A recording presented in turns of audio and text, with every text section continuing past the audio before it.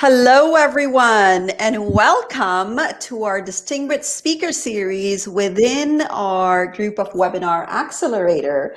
Thank you so much for joining us, those who are and will be joining us live. I appreciate that. Put hashtag live down below. If you're going to watch it in replay, put hashtag replay. It is getting live streamed in multiple different areas, multiple different locations. And it will be put on YouTube again, also for the first time. So we're so excited about that. So excited to bring that to you. And this is one of my favorite things to do. For those of you that are new and joining us for the first time, my name is Asma Wasti. I'm the owner of the company Accelerate Global, and where we create stability, certainty, and predictability in your business and business foundation to have a regular stream and cash flow, consistent cash flow, to build a business foundation that delivers consistent results regardless of the changes in the environment. And we use the framework of what I've created, Webinar Accelerator. Even if you are not an influencer, you're not a household name, or have 0 followers.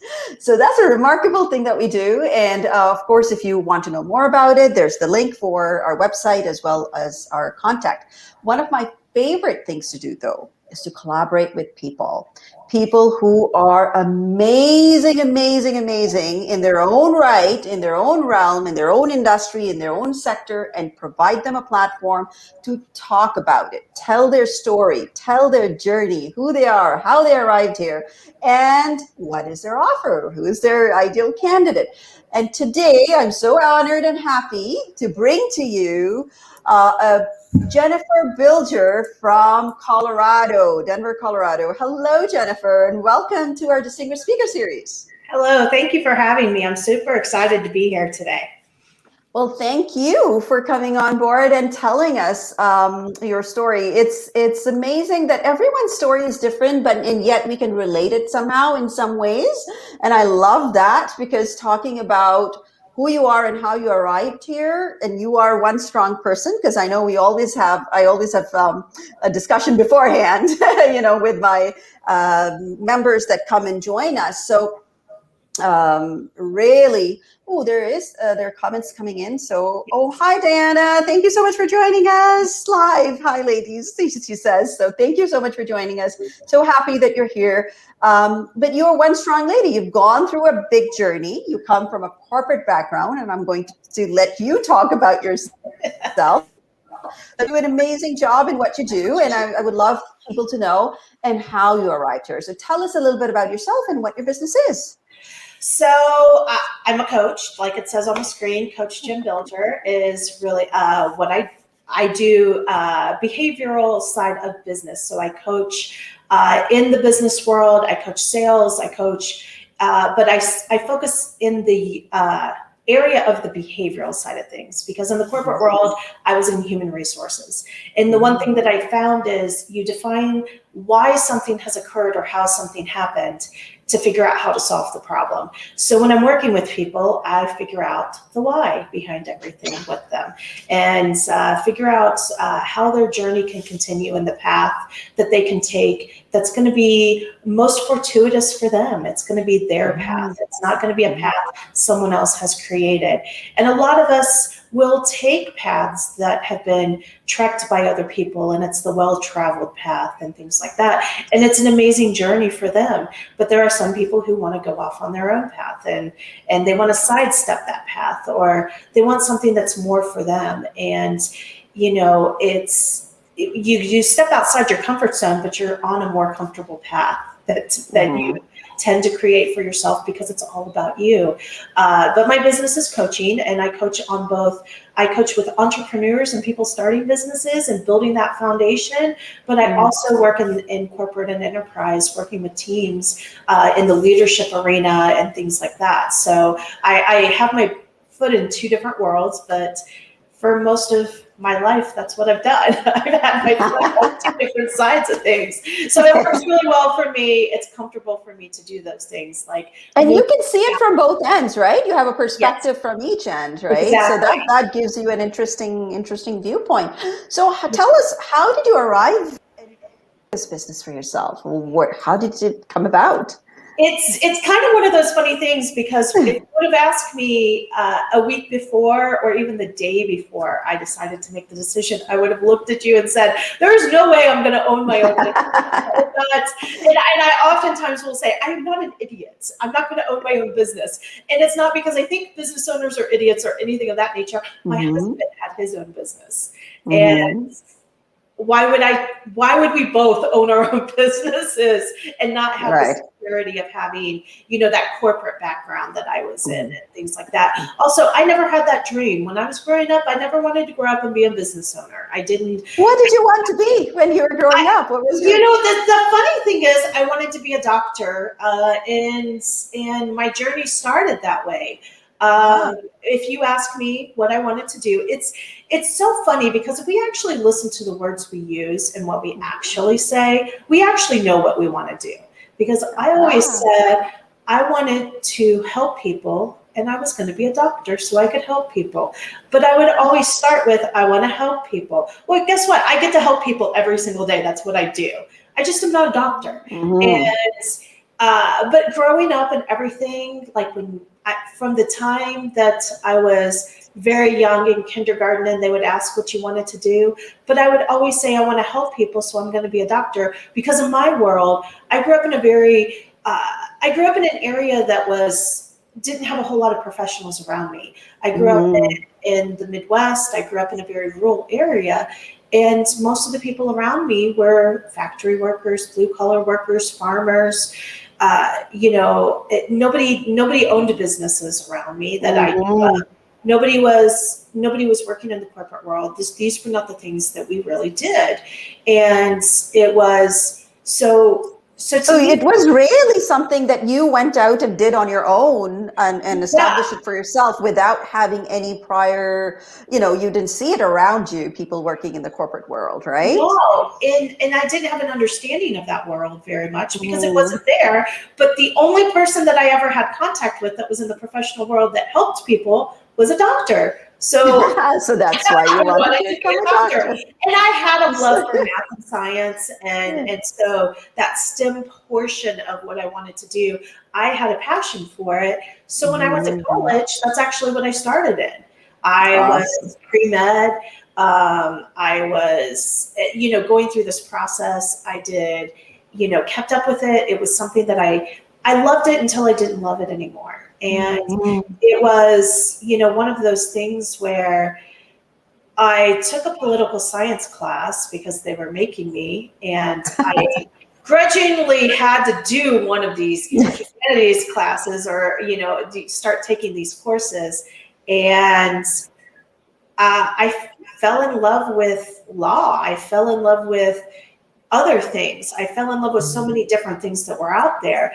And there's rhyme and reason why they make you take those courses in college, because you figure that out for yourself, right? But I was on path.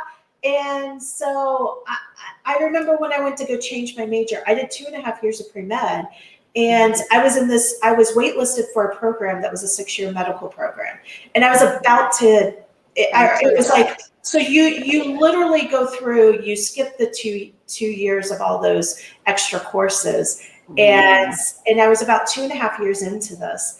And I was about to get off this wait list for this program that I was in, and keeping up with it and doing all kinds of different things.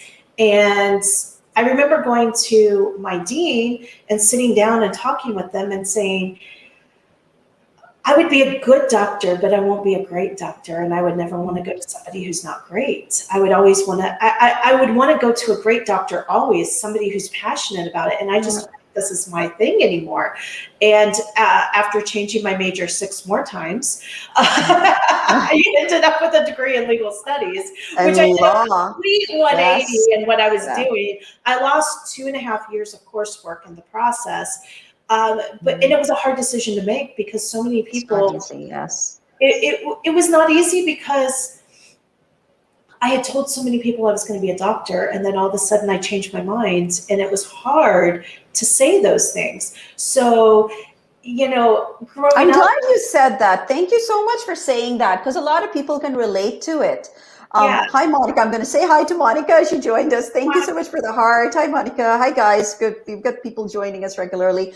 Thank you so much. Yes, so glad you said that, because sometimes we continue on with our decisions that are not necessarily right for us. And we know in our heart of hearts they're not, but because of the sense of embarrassment that comes with it, with the change of direction or anything else, we tend to stay in there Well, in making yeah, and I think it was almost like I felt like I was going to be a failure because I wasn't moving forward with something, but a I wasn't a sense of failure. failure. I, Yes. and it wasn't that. And it took me, I will tell you, about a year and a half in is when I started feeling like this is not for me. And Mm. I started feeling like I had to work really hard to stay at the level I was at and to do the things I was doing. And I sat in this poli-sci class and it came easy to me. And it's not that poli-sci is so much easier or law was so Mhm. much easier. It was easier for me because it was what I was meant to be doing. It came naturally to you. Yes. And that Fundamentally, is I so could important. I could take a piece of law or regulation and I can tell you what it says. I can read it and I can tell you in layman's terms what it says because I Yeah. understand it in a different way. When I would read my medical stuff, I could do that. It just came to me. It didn't come as easily to You have me. to make I an would have to effort, a really higher put effort. a number for it. Yes. And there are terms that are there and there are things that are doing. And even though it wasn't difficult, it wasn't as easy. Mhm. And It I wasn't wasn't meant sitting. for you. Yeah. But I think that a lot of times when I worked in the corporate world, I loved what I was doing. I worked in human resources. So Mhm. I didn't even do what I have my degree in, but, That's but something. there's really good reason for that, but that's for another day and a different story. But I kind of fell backwards into the human resources because somebody Mhm. recognized that I worked well with people, and they put me into this role while I was still in college, and I ran with it after I graduated, and Mhm. and I did DOT compliance. I was a driver manager working in this human resources type of work, and eventually went into full human resources type work. But I was a driver manager, hiring manager for driving, DOT compliance officer, regulations, and things like that. So I was doing a lot of stuff that I was really good at. I was just not doing what I thought I would be doing, which would be going the lawyer route.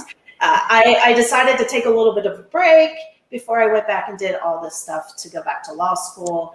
And in the process, I fell into this type of a role because somebody looked at me and said, hey, this is something that you thrive at. This is something you're really good at. So we're going to put you in this role. And So tell me how important that is, because that's exactly what you do now. oh Is yes, you figure things out with people, right? Tell me how important it is for somebody to give you that advice and for others to understand and take it, and how valuable that is. first of all, everyone should have a mentor, and everybody should. And as a coach, I have a coach. Me So too. As a it's coach, I have a coach. it's so important to have somebody who can look at something from outside looking in and see Mhm. all those things, because we do have a lot of blind spots that we don't Mhm. recognize. We have a lot of Mhm. strengths that we don't really see because we're not using those muscles all the time. But there are other people who actually can recognize those strengths and say, this is something that you are really good at, so I'm going to put you into this type of a role. I was very fortunate to have my very first boss be the most horrible boss that you have ever met in your life. Like, you don't make eye contact with him because you're going to be, if he's on a rampage, tell you he's a Mhm. horrible individual. So my Mhm. first kind of going into that corporate world, I had the worst boss that you could ever imagine. You had a worse experience, But my yeah. second boss, and I always tell people, if you go through an experience like that, you know what you don't want. It's like a bad breakup almost. Mhm. It's an absolute, you go through this process and it's a horrible experience while you're doing it. The bad breakup type thing, but you come out with knowledge that tells you Now you know what you don't what to want. do. Exactly. And it's just one of those things that if you're capable of looking at it and saying, these are the things I never want to experience ever again during my career, you're able to recognize it the next time that you see it a lot better, and you learn from it and you don't fall into that law of, oh, but this is how bosses are. And it takes somebody who's a mentor or a coach to help you recognize those things sometimes. I absolutely agree. Monica says she agrees about keep working on ourselves and our self-development and self-improvement. Yes, yes, and we all need that is a very good, yes. Thank you, Monica. Yes, thank you. So, okay, so now you were in this corporate world, you have about, 20 years of that experience. What made you, because I know at some point you said you felt drained at a certain point. Talk to us about that event and that incident that made you fire yourself from your job and start your own business. It's first of all, when I was going through this process, I didn't know I was going to start a business. And I was looking for the right place in another organization because I worked in human resources. So one of the things you have to do is, highly the employee relations side of it. And that wasn't the bad thing. It's that when you have to go through a lot of terminations and things like that. But it wasn't even the terminations that really got to me, because over that expanse of time that I was working in it, you would have, at bigger corporations, you might have 2 or 3 a month. But I mean, you have a team of 400 and 500 people that you're dealing with. So I mean, that's not a lot of people that you're having to deal with in that. And if you're working in a smaller organization, which I did for about 10 years of my career, you might have one termination every 6 months, if that. So I mean, it's not something that's a part of it, but it's a part of it. And you have to deal with that side, but it's not. It's a part of job that you don't like, but you have to do it. But if you don't have to do it on that consistency with that regularity. It's kind of like, when you're doing a recipe, sometimes you can take that ingredient out, but sometimes you have to keep the ingredient in that you may not care for. And because it makes everything better. What you do, it enhances everything around it. So you really appreciate everything else you get to do. And as a human resources person, I got to do what I loved. I helped people all the time. And, I helped them recognize where their strengths were. And I got to be that person that was guiding them and mentoring them and coaching them through things. And that's what I loved. But in my last position, I happened to be a part of a big organization that had over 100,000 employees that went through a major merger. And I had to let go a lot of people through a severance and, laying off people and things like that. And it was like, 18 months of nonstop doing this kind of stuff. And it was taking a piece of 18 months of letting people go. 18 months of consistently letting people go. How does that do to one's mental health and emotional health at that time? Like, how do you deal with that? As long as you can see the light at the end of the tunnel, that is something that you're driving towards. You're going to have this period of time. I knew it when I was going into it. This wasn't the first merger I ever went through.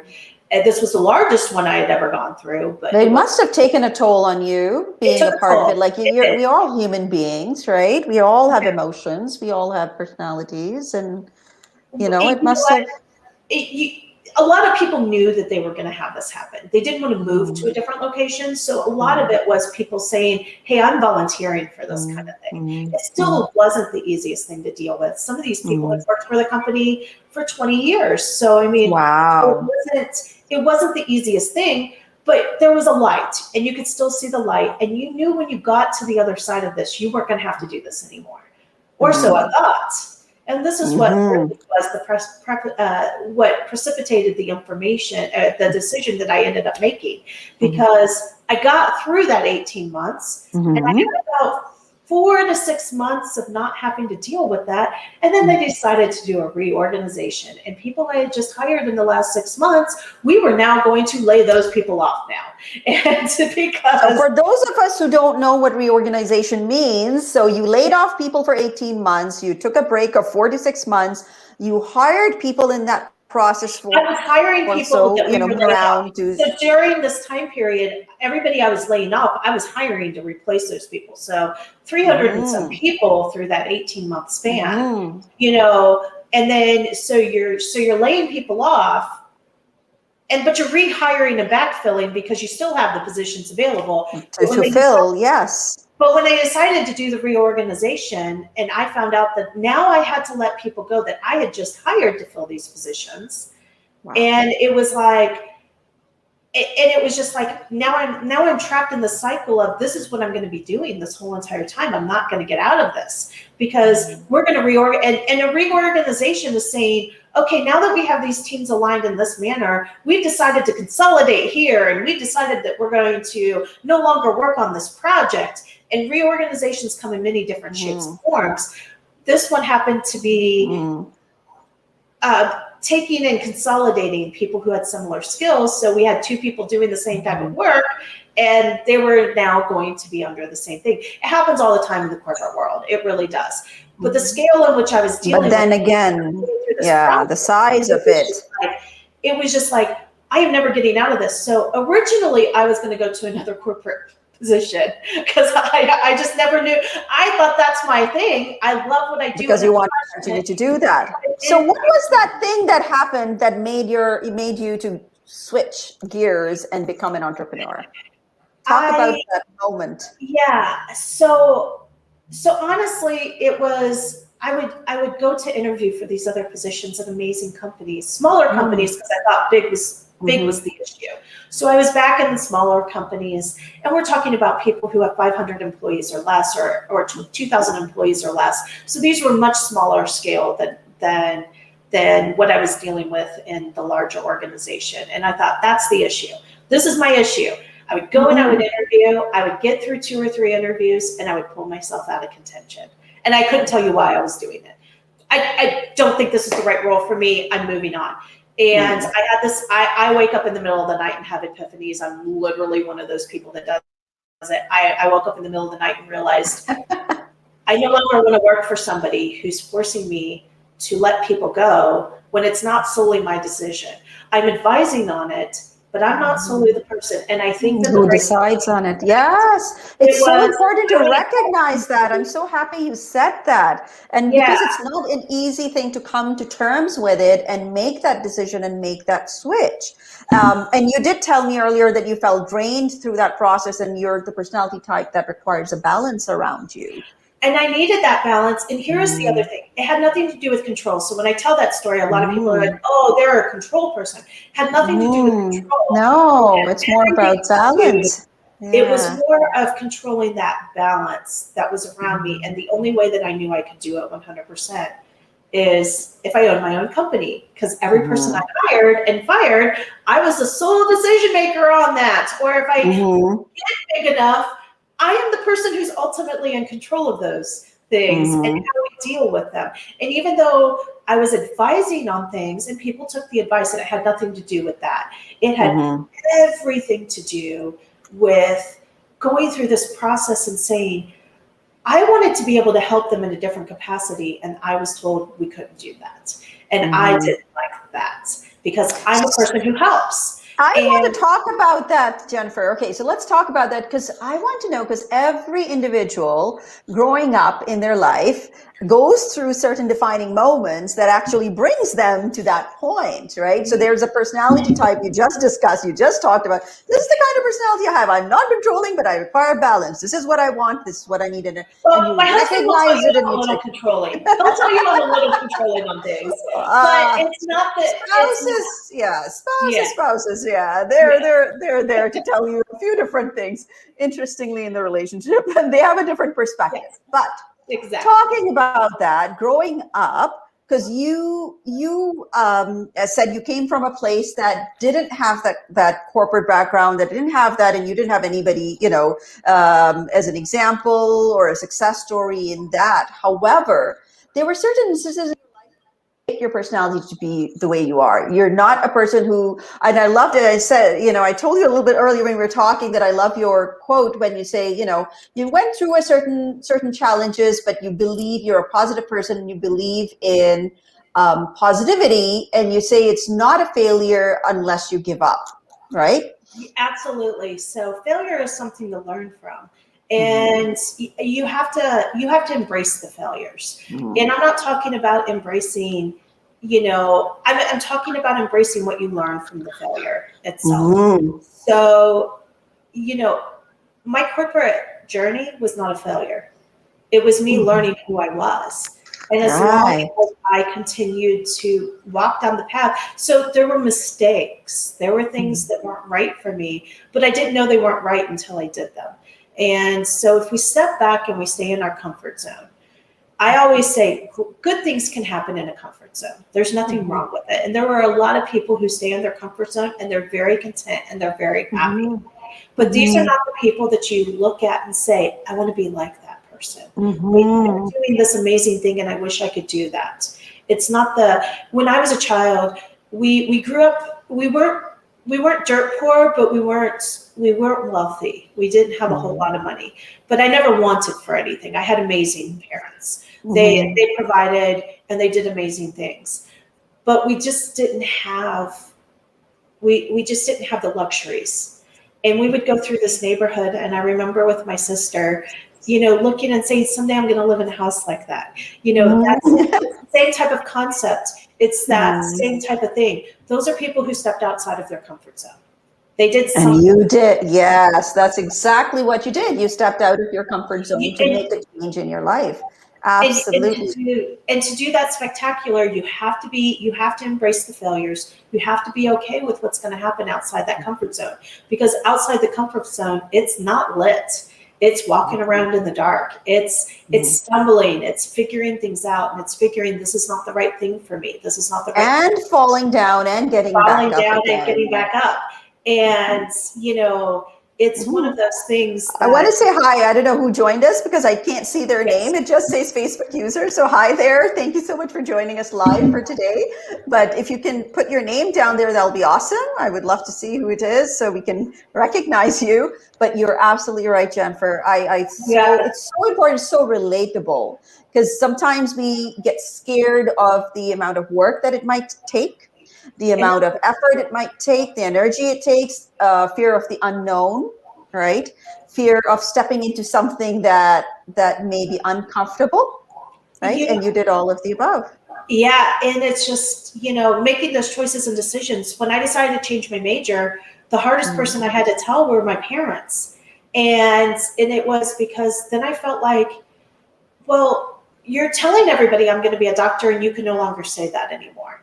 But I don't really know what you can tell them yet. It's just that I'm going to graduate from college, and it wasn't easy, and it was more of but it was the right thing for me to do in the moment. And there are so many different things that you do, but when you go through this process, you want to be able to embrace it. You want to say, that wasn't the right thing for me. I know I no longer want to step in that area because I'm going to get in the mud, and I don't want to go back in that hole, and I don't want to do this. So when I decided to make that decision, and I said, okay, I'm going to, no longer do this anymore, that, it was an epiphany to me that I knew that this was the right thing for me to do. I took the pieces out of the corporate world that I loved and enjoyed, and I stopped saying I have to do these things. Now, let me tell you, owning a business, you still have to do things you don't want to do.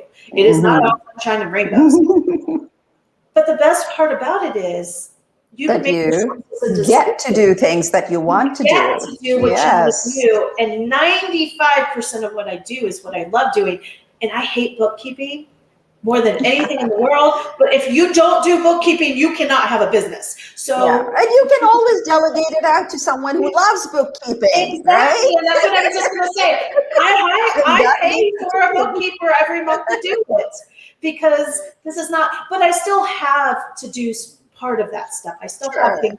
So when I say, and it's just like, but I can work from anywhere. I can do this, and I love what I do, and I'm passionate about it. And I took the things that I was most passionate about, and I created a business. Is this for everybody? Absolutely not. So is it for me? It was for me, though. It was the perfect thing for me to do. And it was the right decision for me to make. And I want you to give a tip to our viewers, because we're almost to the end of our interview. It's 30 minutes go by so fast. I know. Talking to you. But give us like when they have this decision-making process, anything, it could be anything in their life. They're, moving on to do something new and different. Perhaps as an entrepreneur, because a lot of our viewers are entrepreneurs, they're Right. looking to take on maybe a coach, maybe they're looking to sign on a program, maybe they're looking to go in a different direction because maybe originally they thought that this was their area that they want to establish their businesses, but let's move into a different direction because, that makes more sense. How to help, give them a tool to help them better align that decision-making process in their head? First of all, your decision-making process is yours, and you can follow the processes and procedures. And there's so many amazing books out there. There are so many amazing methods, and there are so many things. But if you're going through it and you say, I don't know if this feels right for me, it's probably not. Your instincts are amazing, and as humans, we are amazing creatures because we try to know things that we really don't come to terms with. We have to come to terms with those things. And so if you're looking for a coach or you're looking for a mentor or you're looking for somebody, it's going to be somebody that challenges you in those ways. You want somebody who does that. But the piece of advice that I like to give to people is embrace who you are, know who you are, come to terms with who you are, and fall in love with who you are. And just know that a method may be a good method for you, but to make it great, you have to know where your strengths are and where your limitations are. And in embracing in both of those, I always tell people I have a lot of limitations. I have fears. I have a fear of rejection. I use it to my advantage all the time, though, because I get to talk about it with other people and tell people about it. But I have a huge fear of rejection. Getting on this camera and seeing myself on camera is one of my biggest fears. It's like horrible for me to see myself. And if you don't notice what I do, I'm constantly adjusting things and fixing things because it's I adjust my thing because it falls down. But yes, doing stuff because I have this fear that people are going to reject me in some capacity. But I overcome it in different ways, and I embrace it, and I understand it, and it makes me authentic. It makes me who I am. It makes it so people relate to those things. And I embrace that portion of it instead of trying to hide it now, because I hid it for so many years. It was something that was in the back corner, the deep recesses of things, because I didn't want it to come forward. Embrace those things because somebody else is going to recognize it and relate to it, and they're going to connect with that. And so that's what makes you unique. That's exactly what makes you unique. You want to figure out who you are. Yes. And you want to figure out what makes you unique. So define that, embrace it, come to terms with it, and understand what that means. I know we're going over and everything, but truly finding and defining what your why is and what your passion is and living within that is such an amazing thing. It's such, and when I started my business, I was going to be an HR consultant because that's what I had been doing for so many years. This was my expertise. It wasn't until I had a very amazing mentor of mine say to me, what are you doing when you are in love with what you're doing and you're sitting there and you're smiling and you're passionate about it? And guess what? It wasn't human resources. It was but it wasn't what I do. So when I didn't introduce myself as an HR consultant, do I still dabble in it? Yes. Do I still work with people in it? Yes, because I truly did love what I was doing. And you don't leave your experiences and your knowledge and your expertise behind at the door if you change directions. You actually bring with it, and that's what makes you the one who you are at that given point in time. And that's why we give platform to people like you to talk about it. Amazing that I love it. Time went by fast. It's 1:33 already. We've gone a little bit over. Thank you so much, Jennifer, for coming on and doing this interview on the Distinguished Speaker Series with us and giving us so much of knowledge and understanding of your story, your history, and your journey to this point and what your business is about. And you have been kind enough to give a little bit in our pot also. You want to talk about that? so that you're giving away the freebie? Oh, yes, the freebie. If you want to Yes. learn about yourself, I have an amazing assessment, and it can be taken in different ways. You can do a general one to figure out how you interact and communicate with people. It delves into 4 different dimensions of who you are. So it digs really deep and defines how you make choices, how you make decisions, how you communicate with others, and everything like that. But I also have 2 specialized versions, one for leadership and one for sales. So you can, wherever you would want to go with that and figure out who you are, but I'm giving it away for free. And for the life of me, I don't remember what the free code assessment I gave you is, but I'm going to give one out right now. If we need to change it. Did I give you GC? Did I give you the podcast one, or did I give you the GC free assessment? I don't know. Right in front of me, I don't have it, but you can just give away whatever you like. We'll talk after this, and I'll make sure that we have the right thing. You just go to my website, you type it in. It's a value of $650 or more. Actually, if you do the specialized versions, it's more money than that. And you're going to get it for absolutely free and define who you are. So you can start embracing those strengths and embracing your uniqueness and understanding who you are, not only as a leader, as a business owner, but as a person in general. I actually make my husband do this assessment, so I know how he can. I like assessments, personality assessments especially. I take them quite regularly just to see who I was, where I am, and where I'm going on to be. Yeah, absolutely. I love it. But thank you so much, Jennifer, for coming on our platform and talking about it and giving that to us, the knowledge and expertise that you have to our members. Appreciate it. So happy to have you. Thank you for having me. I so appreciate the time. Thank you. All right, take care. Bye, guys, and we'll see you with another distinguished speaker coming up soon. You'll start seeing them inside our Facebook group. Their promotions, including our LinkedIn page and on YouTube. So we'll catch you again next week. Bye, guys. Thank you.